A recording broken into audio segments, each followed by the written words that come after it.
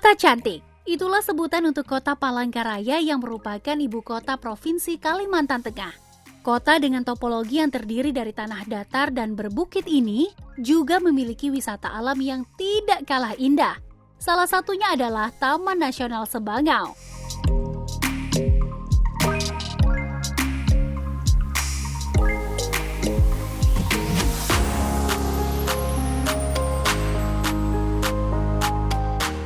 Pemirsa, saat ini saya berada di Dermaga Kereng Bengkirai. Kita mau ke Taman Nasional Sebangau. Nah, Taman Nasional Sebangau ini adalah salah satu kawasan pelestarian alam di Provinsi Kalimantan Tengah dengan ekosistem hutan rawa gambut, yang dimana terbagi menjadi 3 wilayah: Kota Palangkaraya, Kabupaten Katingan, dan juga Kabupaten Pulang Pisau, dengan menyimpan keanekaragaman flora dan fauna khas dari Kalimantan Tengah. Dan juga ada keindahan daya tarik wisata yang ada di Taman Nasional Sebangau. Mau melihat bagaimana keindahan Taman Nasional Sebangau ini? Ikuti perjalanan saya.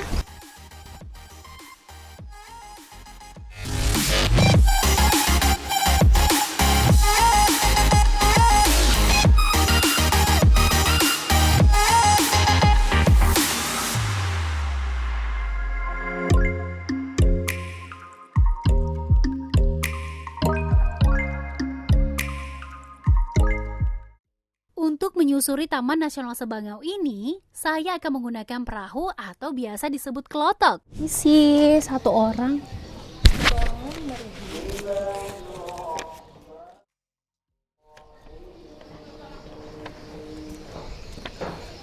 Ternyata masuk ke wilayah destinasi wisata Taman Nasional Sebangau satu orangnya Rp5.000, sangat terjangkau.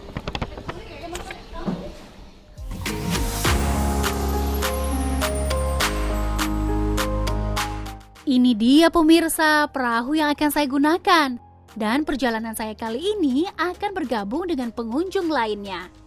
Selain kelotok, ada beberapa transportasi lain, seperti speedboat, kapal motor, perahu motor, dan perahu tradisional. Ada berbagai paket wisata yang dapat dipilih pengunjung, seperti susur sungai, jungle trekking, fotografi, penelitian, kano, wisata edukasi, memancing, hingga membuat film.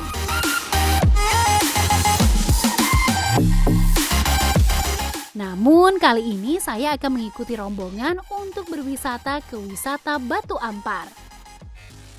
Pemirsa, saat ini kita mau menuju Sungai Batu Ampar dari dermaga tadi dan menuju ke lokasi lebih kurang 20 menit. Nah, kalau beruntung kita bisa melihat fauna yang ada di Taman Nasional Sebangau. Wisata Batu Ampar menjadi salah satu tempat yang banyak dikunjungi oleh wisatawan. Sejak diresmikannya kawasan Sebangau ini sebagai Taman Nasional berkonsep wilayah konservasi alam, segala aktivitas yang mengganggu kelestarian alam sudah tidak diperbolehkan lagi. Salah satunya adalah penggalian.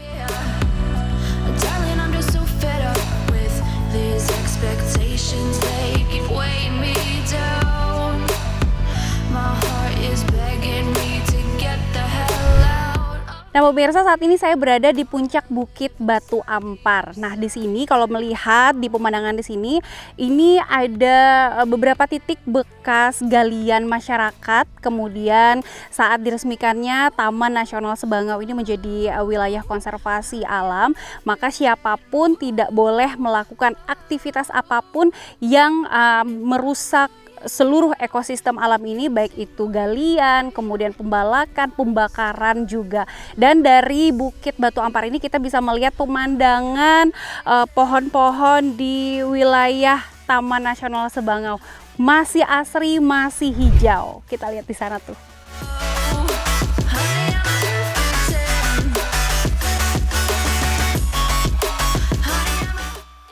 Wilayah Batu Ampar ini dulunya pernah menjadi salah satu daerah penggalian. Namun kini pemerintah sudah sangat menjaga kelestarian alam, sehingga tidak ada lagi kegiatan pengrusakan termasuk di kawasan Batu Ampar ini. Namun kali ini sepertinya saya kurang beruntung pemirsa, karena tidak ada fauna endemik yang muncul. Tapi hati kami sedikit terobati karena kami mendengar suara dari fauna yang ada di sini walaupun mereka tidak muncul memperlihatkan diri. Memang untuk jadwal kemunculan fauna di Taman Nasional Sebangau ini tidak dapat diprediksi.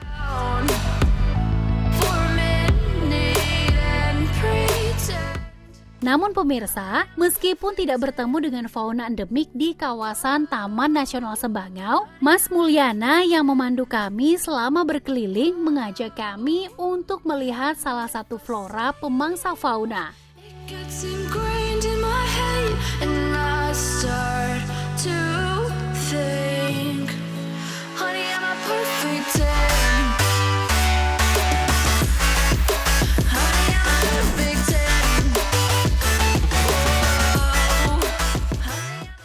Sedikit seram, namun itulah ciri khas dari kantung semar yang merupakan tumbuhan pemakan daging seperti serangga dan hewan kecil.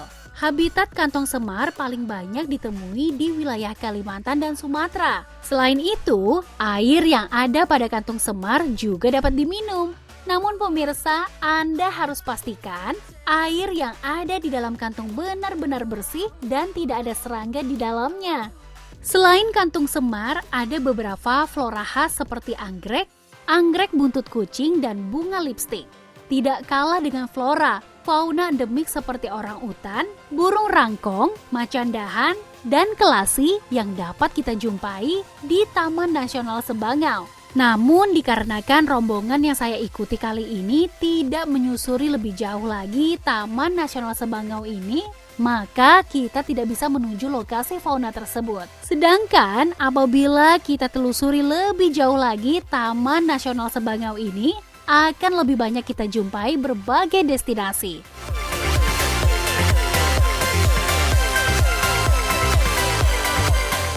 Di kawasan Taman Nasional Sebangau ini juga terdapat salah satu flora yang sempat viral dan menghebohkan masyarakat karena dianggap sebagai obat untuk kanker. Akar bajakah. Untuk menuju tempat tumbuhnya akar bajakah ini, kita harus sedikit masuk ke hutan dan melewati tanah gambut serta akar-akar pohon.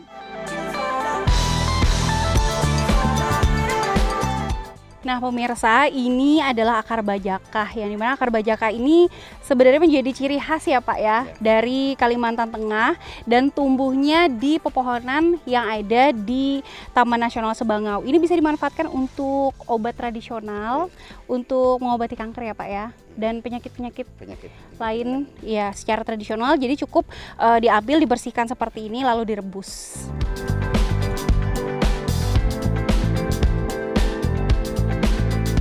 Pemirsa, kali ini saya berkesempatan untuk bincang-bincang dengan Pak Tatang selaku pengelola Taman Nasional Sebangau. Pak Tatang sudah bekerja di sini sejak tahun 2016 lalu.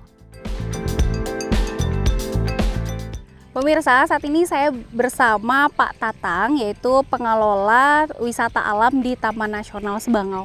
Pak Tatang, kalau melihat ini tadi sudah jalan-jalan sampai ke dalam Taman Nasional Sebangau, sejauh ini pengelolaan untuk tempat wisatanya gimana Pak? Di Taman Nasional sendiri memang kita ada 3 destinasi yang kita kembangkan, yaitu pertama yang di Kota Palangkaraya sendiri yaitu Sungai Koran namanya. Dan pintu gerbangnya di Dermaga Kering Banggirai. Kemudian yang kedua itu di Mangkok, jadi Resort Mangkok. Pintu gerbangnya bisa dari sini, bisa juga dari Pulang Pisau kalau yang Mangkok. Oh, Kabupaten Pulang Pisau ya Pak ya? Ada pintu gerbang sendiri. Kemudian yang satunya di Kabupaten Katingan namanya Punggualas. Jadi destinasi Punggualas itu lewat Kasungan, dari Palangka naik mobil lagi, terus kemudian naik klotok juga. Oke, berarti darat. Lewat darat, lewat sungai, ya. Baru masuk ke daerah Taman Nasional Iya. juga ya Pak ya. Kalau di Palangkaraya sendiri Pak, untuk wisatawan yang datang ini seperti apa Pak? Jadi di Sungai Koran sendiri khususnya lebih banyak tamu dari luar negeri, dari Eropa, banyak dari Jerman sih, Jerman, Belanda, Spanyol, tapi dari lain juga Australia ada juga, ada Australia, dari Jepang, dari Rusia bahkan ada. Dari Amerika Latin juga ada. Nah kalau dari wisatawan luar negeri, apa yang menjadi daya tarik mereka Pak sampai mau datang ke Taman Nasional Sebangau? Jadi Kalimantan Tengah sendiri sebenarnya yang andalannya mereka tuh yang dicari itu alamnya sendiri, hutannya. Dan untuk satwanya memang orang hutan yang mereka ingin lihat, karena mereka mungkin kalau di Afrika ada apa namanya gorila gitu. Di Kalimantan, di Indonesia ini ya orang hutan, mereka itu sangat ingin sekali melihat orang hutan di alamnya gitu. Itu yang banyak tujuannya. Walaupun ada satwa lain seperti kelasi, red langur, kemudian owa juga ada di sini, tapi lebih cenderung mereka melihat orang hutan liar. Nah, dan juga di sini kan ada tempat untuk penelitian juga ya Pak ya. Betul. Nah, ini yang melakukan penelitian di sini orang dalam negeri kah atau juga dari luar? Jadi sebelum kita dijadikan tempat wisata, dulu tuh memang sudah berjalan dari 2008 itu lebih banyak orang penelitian. Jadi dari dalam negeri juga ada, dari mahasiswa, dari S1, S2, S3, dari luar negeri juga ada. Dari luar negeri, dari Amerika, dari Eropa juga ada untuk penelitian gitu. Pak, ada perbedaan nggak Pak dari beberapa tahun yang lalu begitu untuk kunjungan-kunjungan para wisatawan yang datang ke sini? Sebangau sendiri 2016 itu masih baru mulailah bersamaan dengan pintu gerbang ini. 2016 itu masih sepi.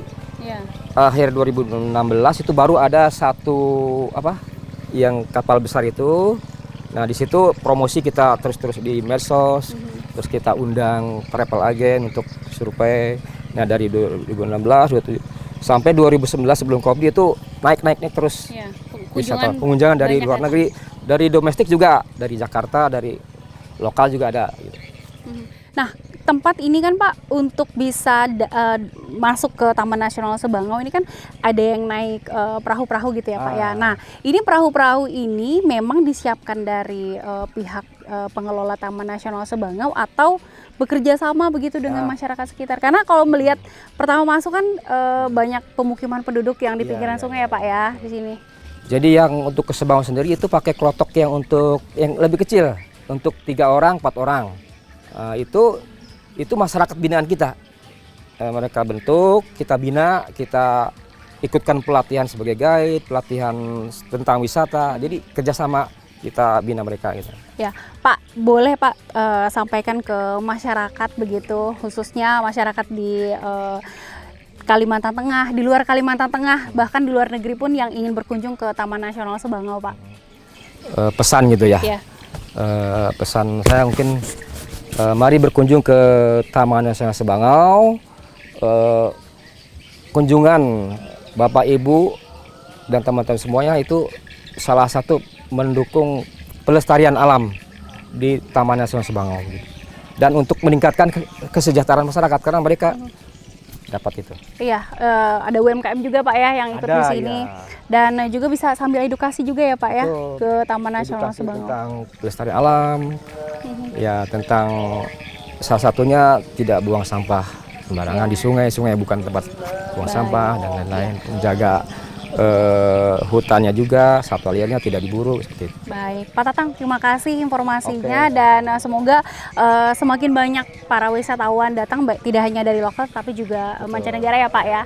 Baik, terima kasih Pak Tatang sudah berbincang bersama kita dan pemirsa, demikian perjalanan kita menyusuri Taman Nasional Sebangau yang ada di Kota Palangkaraya. Semoga dengan adanya juga pengelolaan yang baik, kemudian juga keikutsertaan masyarakat di sekitar Taman Nasional Sebangau ini menjadi daya tarik untuk pengunjung bisa beramai-ramai untuk datang ke Taman Nasional Sebangau dan juga bersama-sama melestarikan dan menjaga ekosistem alam yang ada di Taman Nasional Sebangau.